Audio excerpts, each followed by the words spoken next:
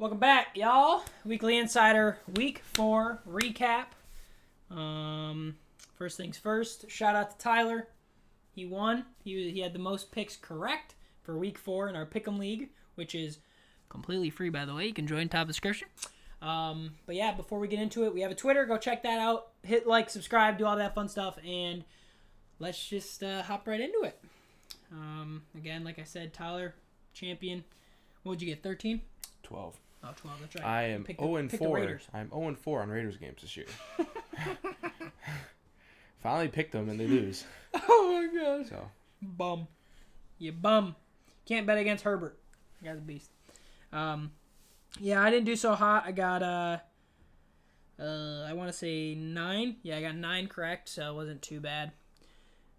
But yeah, hopefully we're gonna turn this week around. But before we do that, real quick, go over fantasy stars. Or sorry, not fantasy stars. I'm missing my own order. Yeah, go over the scores real quick. Let me pull those up.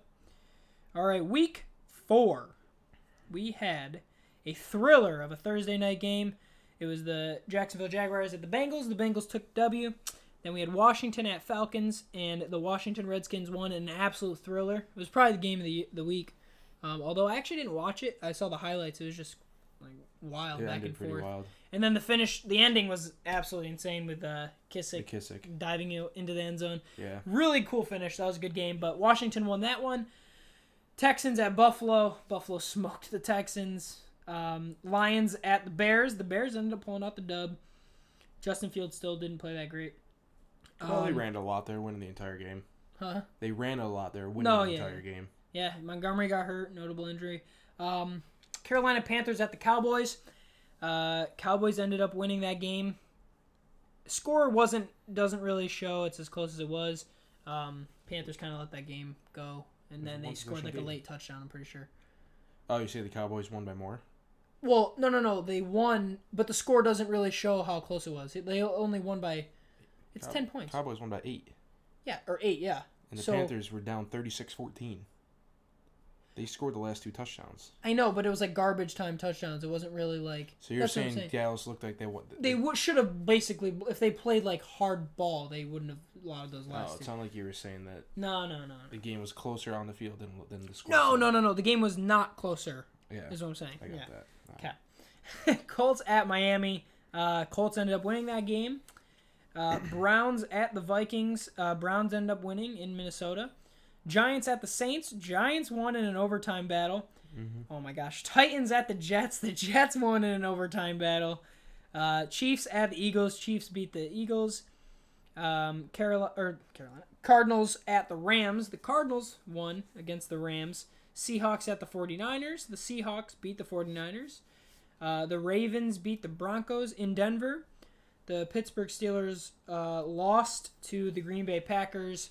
The Buccaneers beat the Patriots in Foxborough.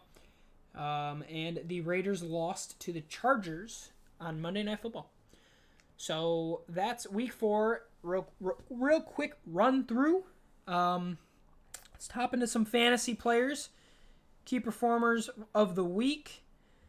Quarterbacks. We had Patrick Mahomes at 31.7. Sam Darnold at 31.5. And Matt Ryan at 29. I'm going to be honest, I don't think we'll see Matt Ryan for the rest of the year here. I don't know, dude. Their offense is getting better. Like I said, he's learning a new system, and he still is a good quarterback with an offensive head coach, a shit defense. It's going to give up a lot of points every week. They do have a really bad defense. And, I mean, Ridley, Pitts, Cordero Patterson for some reason. Yo, that guy is a freaking So, menace, segueing that in, top running backs this week. Number 1, Cordero Patterson. I know. As we all expected. Number 2, Austin Eckler. And number 3, Saquon Barkley. Yes, sir. The Cordell Patterson too. He counts as a receiver.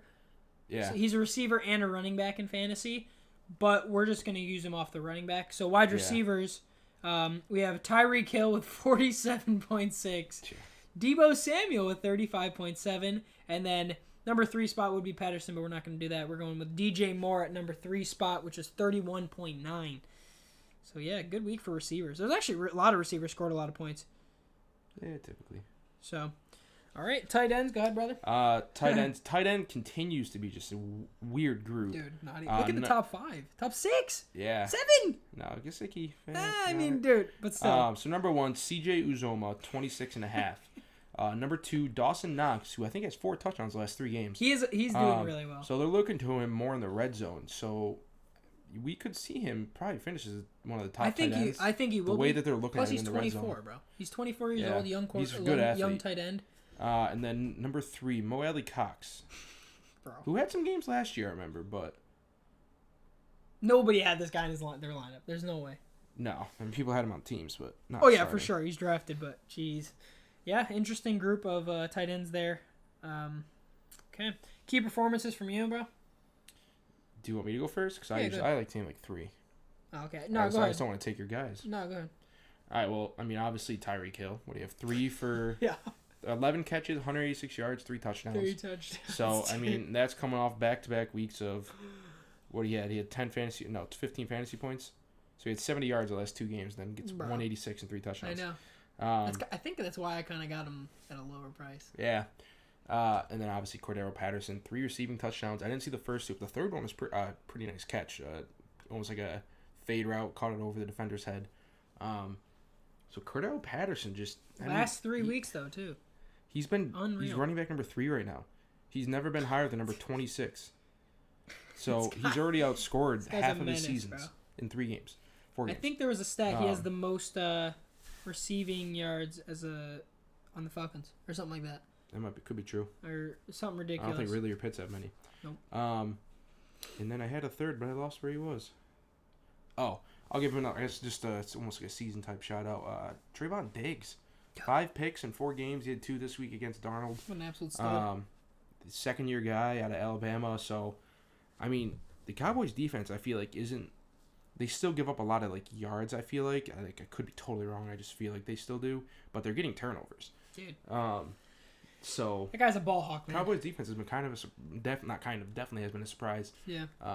Diggs being one of the reasons, especially after they lost DeMarcus Lawrence for most of the year a couple weeks ago. So those are my 3 studs. I'll just go real quick. I think Taylor Heineke's been a surprise. He's been playing really well.